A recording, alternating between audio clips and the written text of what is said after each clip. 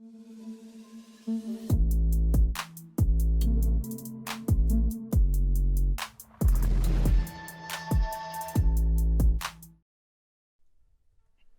guys, and welcome back to New Gen ICU. As you know, we are cooking here, and I'm also honored to have one of my brother here, Sam. How you doing, One man? of your brother? Yeah, I have a lot of brothers. I'm the only one. Yeah. So how you doing, man? I'm doing good, sir. How are you? I'm doing all right. I'm doing all right. How's this the little time off you have? How's it going? Good, good, good. I came for you, right? Yeah. So. Did you do anything fun? Nope. Reading, writing, What else? Just hiding value, talking to other people. Nice. Learning from them. So, you have a YouTube channel, right? And Yes. can you tell us a little bit about it? Yes, I do have a YouTube channel called Samspiration. Samspiration, which is like some inspiring people, and which come out of one of my friend that I used to work with, who asked me to create a YouTube channel because I was giving him advice and giving other people advices, and he told me you should open a YouTube channel, and then I was like, I don't know if I want to do that, but I realized that you always have something to give to people, right? No matter what it is, it can be so little or much. Therefore, my YouTube channel, I do talk about things that inspire me, to add value to people and the generation and all of that. So I'm excited to be here. I'm here to have a good time, we had the last time. So hopefully we're gonna have fun. Yeah. It's always good to have fun with you because you are one of the guy who always pushes me and always make me think at least twice before I say something. So, what are the topics that you want to talk about today? Do you have something in mind? Not really, I'm willing to talk about anything, So I think we had a conversation last time, and you were saying something along the line where you were explaining that giving orders in the army was not good. Can you a little bit explain a little bit what you were thinking when you were saying that? So what I was saying, it was not giving order in the army, but what I was saying is, if you use the army philosophy of ordering people, giving them an order like a must, it's not gonna be a good leadership if you use that philosophy in your life. So if you think that, for example, so let's say you work in the army, and thank you for the service, guys, and you decide to come home, and this is why you're talking to your wife. You're like, you come here, you must come here, you must do this, you must do that. If you use that philosophy because of the fact that in your service that's how you do things, it's not a good leadership.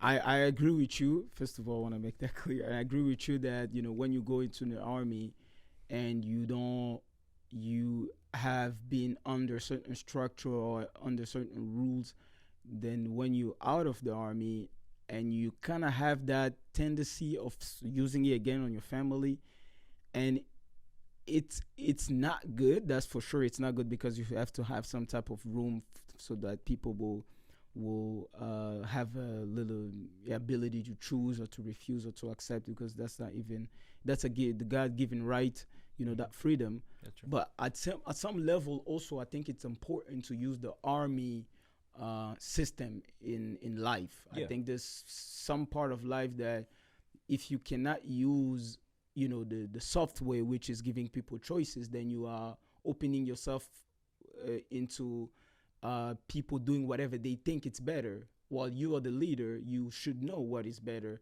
And if they cannot work or they cannot go on your way or rock with you, I should say, then you have to take constructive decision, Yeah. right? And then Yeah. have them do it. If they don't do it, you either bow down or you get knocked out. Yeah. As you say, in some, not in all area. If you say in some area of your life, yeah, I believe that you want to give people that free will, right, of doing things that at the end of the day, you can really not make anybody do things. People will Yeah, do sure. whatever they want to do. They will disrespect you or they'll quit their job. and so you just want to have that flexibility. But if you have, for example, you have kids who doesn't know what they're doing, perhaps let's say it's a 1 years old baby, right, who's going to touch a fire. You're not gonna really let them touch the fire so they can learn from it, because they're just young and ignorant. So that's the time where you can use the obligation. You gotta take them out of the way, whether they want it or not. And there's also other part where once the life is a life threatening, let's say you want to kill yourself, you burning a house, or you are inside of a situation where you can lose your life. Yes, even the military will use force, to take you out of that situation.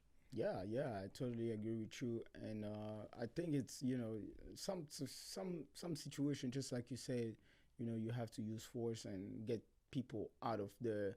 It's like, but my question is this then, since sometimes people say Christians are forcing people into salvation, and sometimes people feel like it's not a good thing to go and evangelize other people, to invite them to the to the message of Jesus, which is understandable at some point. But don't you think that we are dealing with the same situation where you see someone burning in the hellfire, or because the Bible is clear about those who are not gonna, those who not believe in Jesus Christ, where they're gonna end. So us as a Christian, seeing that, sometimes we could use that also, method of, going and taking people, by force, and then bringing them to the gospel or the side of Jesus. What do you think? What are your thoughts on that? I think it depends of the way you're coming at it. It's true that with the generation now, people become so easily offended, right? You say something, now you hurt somebody's feeling. It's always depend on how your approach to doing so. But also we have to understand one thing is that you don't have any power to convert anybody. People come to Christ as because of the fact that they're convinced in the sin. It's not because of your information. One of the things that I like to say is that information does not guarantee transformation. Conversion does. So in order for you to be okay, I'm gonna follow Jesus, you have to be convinced in those, by the Holy Spirit. So it doesn't really matter if you as a Christian, you yelling or you bidding people to follow Christ, but in order for them to follow Christ, it has to be a job of the Holy Spirit. Yeah, 100%. But sometimes there's people that need to have a wake up call, right? Then how do you approach a wake up call? Like, is it a good thing or a bad thing? Oh, I think everybody need a wake up call. Yeah. So then, are you not crossing the line of letting people get offended? Yes, you're always doing that. No matter what you're saying, if I'm talking to you about God, I'm taking a chance to offend you. That makes, us, human beings, because I don't really know your reactions, right? Mm-hmm. So if perhaps I say, you got to follow Jesus, then you're like, you know what, in my culture or perhaps in my religion, following God is, or believing one thing where people really disagree, it's believing that Jesus is God, in my religion, you are subject to go to hell or you are subject to persecution. So yes, you are always taking a chance to offend people once you talk about the gospel. Sure, like I see what you mean, but then how do you approach people today? Because it's hard because people get offended so easily, and then when you have that approach of offending them, so where's the line? Because when you cross the line of offending them, they always go for, I don't want to hear it anymore, or I don't want to. They close, right? They shut themselves up, mm-hmm. and they don't want to hear about Jesus, and they will be like, oh well, you guys still do this while you bringing them something good, which is the gospel. Yes. But then how do you face the situation after offending people? I think after offending, after offending people, and then seeing the person leaving and not really taking what you just said. usually you lead it in the hands of God. However, I think that in every people, in every generation, your approach has to be different. You cannot come hard on everybody. With other people, you have to make them a friend before you can talk to them about the gospel. With other certain people, you have to come with those questions. You have to prove them that actually there's no better than following Christ. And in all of those approach, you're still taking a chance, and I'm sure you will offend people. And if you do, there's basically really nothing that you can do, because the thing is, what I'm taking a risk to offend you, but to save your soul. So it's a best or a better risk than just be like, okay, I'm not gonna say it because you're gonna feel a type of way. Yeah. I see what you mean, and I hope that the message was clear. But I have a question to ask you. Yeah. So let's say when Christians are going to talk to the people, they're going to evangelize, and when does it become toxic, or does it ever become toxic? For me, it's gonna be. I mean, I don't think it's ever gonna be toxic, right? People, as you said, like, people are sensitive today, and then they will find themselves seeing as a toxic situation or all of that. But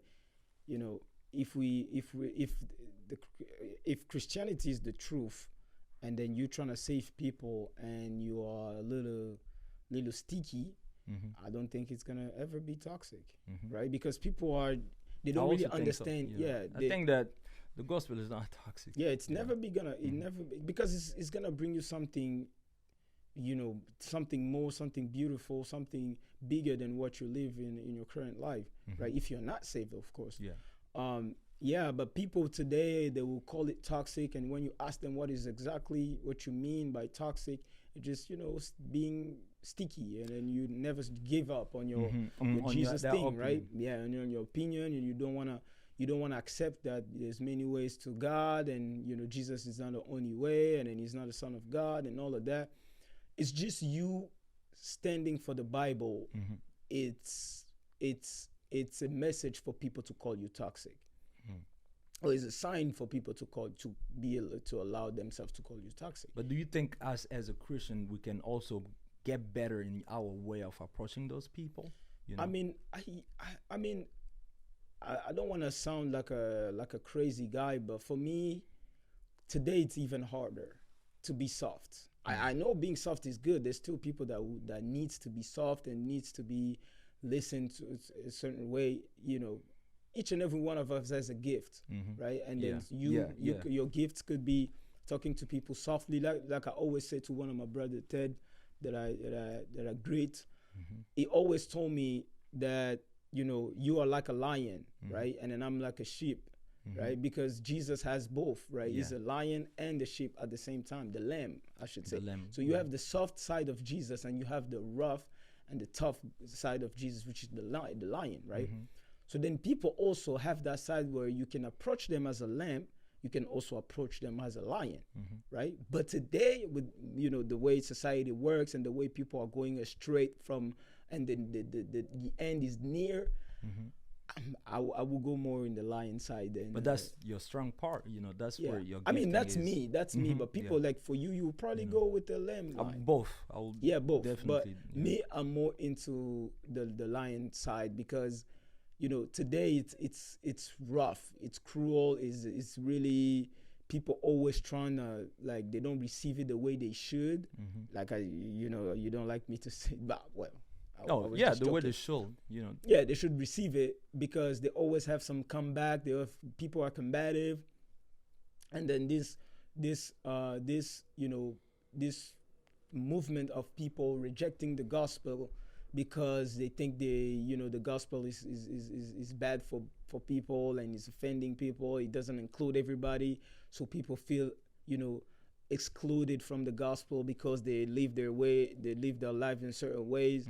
So it's a tough moment, but I still believe that there's people that you can approach. Yes. You can approach with the lamb way, and also more people even you can approach with a lion way. And I think things not really gonna, get better. Exactly. As we Exactly. know in the Bible, if we're reading, the promises, we know that people's gonna start going away from God, loving Exactly. money more than God, disrespected to parents, Mhm. and all of those signs are things we see already. A war Definitely. against one country against another country. Mhm. So this is a sign for to tell us that the time is close. I usually say that pregnancy give you 9 month running. And during the 9 months there's signs and symptoms. You will see maybe mood swinging. You will see the lady start getting tired. Slowness and all of that stuff. And the Creator, which is God, and Jesus, when he was talking to us, saying that this is the signs that you guys will be seeing. Those signs will be just the beginning of birth, right? And once we look at those signs, we will see most of them already, come to pass already. And it's just therefore it's actually a way for us to be more aware, to talk to more people, to use both ways, the soft way, but also that time where we gotta tell them, hey, look, the time is not. You don't have no control over time. I usually like to use a time sander. So time is like those time sander. This is about your past. You know everything about your past. You know what you've been to. The problem is what is you. Let's push in the You front know. here So let me people just can see. use AI. So the problem is what you don't know the future. You know the past. The only thing you have, it's this one now. You have the now, and perhaps you think that you have so much time. So let's say if you're 24 years old, you're like, okay, probably I have about 80 years more, or perhaps I have 50 years more. But you never know, because you remember we lost a friend who was less than 30 years. And that's the problem. When people think they have more time, when people think they have control over time, therefore they have to take their time before they come to God, you never know if you even gonna wake up tomorrow. Therefore, you make the choice now, because if you don't make the choice now, they can be paying tomorrow. And the only way for you to repent is because you have your flesh. You know, if you don't have a flesh anymore, there's no repentance because it's too late. What do you think? No, I think you nailed it. You are correct in all the aspect of Let's it talk about because timer back. yeah, I think you're right in the whole aspect of it because time is just one of the powerful thing that God has ever created. For me personally, I think that time is one of the powerful thing that God has ever created. It's not even the world, it's not even this, but time. Because every time, everything that he does it in time, Yes, sir. right? He has to enter the time realm in order for him to do something, right? And then when everything is gonna pass, there's still something's gonna be left. It's gonna be time. And then if you see one of the beautiest thing also in the Bible is that in the beginning, when you say in the beginning, you already have time there. Yeah. So the first thing was time, right? And then it's just amazing how you can fight as much as you can. You can do whatever you can. You will never win against time. It's even time is even. I think for me personally, I think time is even powerful than death and than life also, because time is just an amazing thing. Um, And I want to and just to knowing, add, yeah, before, sure, we do have time, but after time we have eternity. exactly. Eternity is where there's no time. Time, exactly, exactly. So the time that we're spending here is so that we can spend the time in eternity where there's no time at all. Exactly. So when the Bible say that in the beginning God created, that was when God decided to express himself. But God, because he doesn't live in the time, God was way before. So I like to say before the began, God was already there, Exactly. And so as we are in this world and spending our time in this time, right? Yeah. Because the word, your life is a vapor, today you're there, tomorrow you're going to die. not So be there. the question becomes, where will you spend that eternity, the after time? Where will you spend that eternity? So you want to make sure you know it, because if you don't know it, you can come to Christ. Yeah, definitely. I cannot agree with you more, and it's obvious that the concept of time is there, And one of the things that I always say when you want to see the importance of God, especially Jesus Christ, is that, you know, you have only two choices. I think I talked about it with you once. You only have two choices. You know, you either with Jesus or not with Jesus. Yeah. And if you're not with Jesus, you better make sure that where you're going, it's real, and it's gonna save you on that last day. Because you know, there's a lot of, you know, prophets, there's a lot of religion here and there, but with only Jesus, the question of salvation and forgiveness and love and justice are combined in one. And if you look at it really close, you're gonna see a mystery in there. And then if you figure it out, I think you are in the right spot. And I hope that you guys would do so to figure it out. But yeah, I totally agree with you. Do you have anything else to add? Because I think we're gonna wrap this up. I think in life, life is governed with choice and decisions. You know, everything that you used to do in the past, now you're living the result of it. There's another saying that people say that you are the sum total of your past decisions. You know, but also the decision that will be after this day or after this time, because we're talking about time. You know, so you really want to make sure, just like my brother did say, you know, you only have two choices. Either you follow Jesus or you don't. Yeah. And the good things is what, you know, for the Jesus followers, if God was not God or Jesus was not God, then we're still good. Then at the end, you know, we end up in eternity. We're like, okay, there was nothing, right? Yeah. But if you don't believe in anything, you don't believe that God is God, hope that you don't see Jesus at the door. Yeah. Like you usually say that. Hope that you don't see Jesus at the gate asking you, what did you do? Yeah. It's a really, you know, frightening, you know, experience to think that you believe your whole life was, you know, Jesus was not real, and in the end you meet him there and you're like, oh man, it's you again.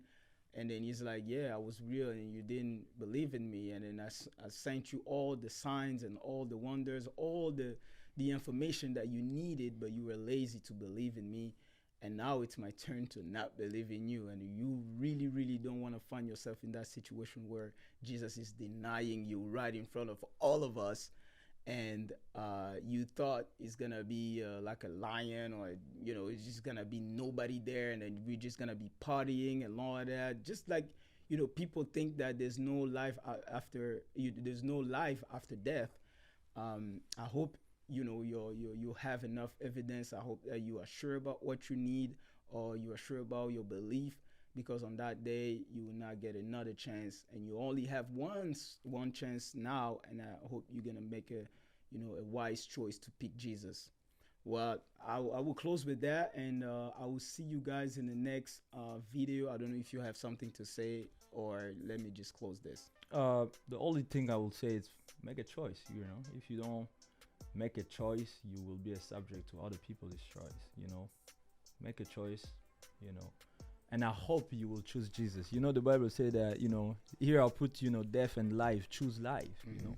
Basically, the Lord is telling you to choose life. And you have a choice, you know. And that choice won't be made by your parents. Will be made by yourself, because you will be held accountable. You know, I like to say that your response will always be a responsibility, you know, because you're going to be held accountable for your decisions and for your actions. Yeah. Thank you guys. Thank you guys for tuning in, and I will see you in the next video. All right. Bye. God bless. God bless.